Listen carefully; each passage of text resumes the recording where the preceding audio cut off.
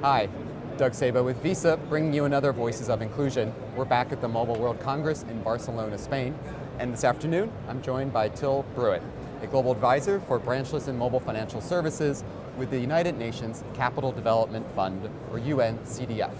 Till, thank you for joining us this afternoon. Oh, thanks, Doug. Tell us a little bit about what UNCDF is all about and its role in financial inclusion. Sure. So the United Nations Capital Development Fund is a specialized agency in the UN, and our role is to bring capital to the least developed countries, to invest in them. So we focus on two areas. One is inclusive finance, so getting capital in the hands of entrepreneurs, micro-entrepreneurs.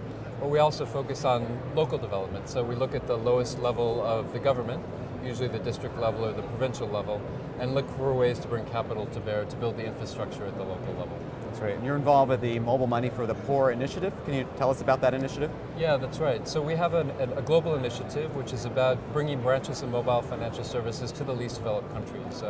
A lot of the success stories and the effort so far has been focused on the larger emerging markets.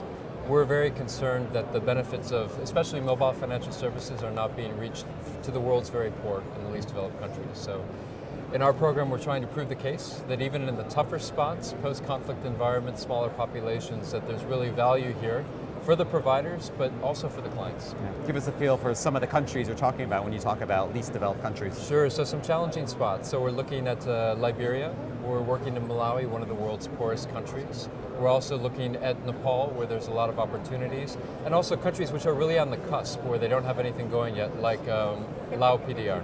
Right. And why mobile? Why mobile money, branchless banking? What makes you hopeful that that is going to help drive inclusion? Well, we got our start in this area in the Pacific region about 5 years ago, and in the Pacific, given the geographic distances, we thought the only way to focus on financial inclusion was using branchless and mobile. And we actually helped launch branchless and mobile services across 6 countries in the Pacific.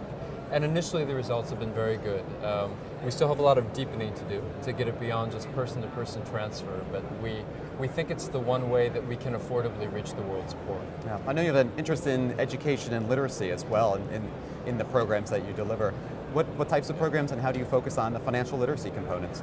So I think a big, we focus a lot on the technology when we talk about mobile and branchless, but the fact is we have to bring the consumer along for the journey.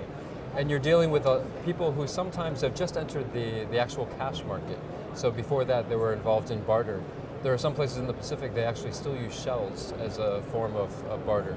So in financial education, we've decided to focus particularly on the next generation. So one project that I wanted to mention in Fiji, we're embedding financial education into every level of the school, K through 12.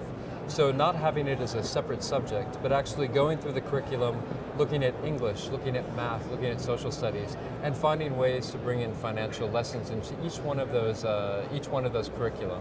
And I think we hope that it's a very effective way to get at the next generation. And within that, we'll also talk about the use of technology when you're dealing with money. So we hope that maybe in 10 years' time, we'll be having a very different conversation about consumer adoption. Great. A big focus on technology and innovation in what you are doing. We're here at probably the largest mobile conference in the world, almost 80,000 people here. Are you feeling anything in the air, any buzz that makes you hopeful that greater financial inclusion is possible?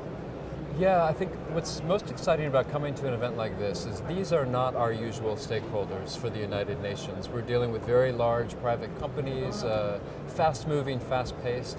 But what I see is a convergence of agreement around what we could do for very low-income people.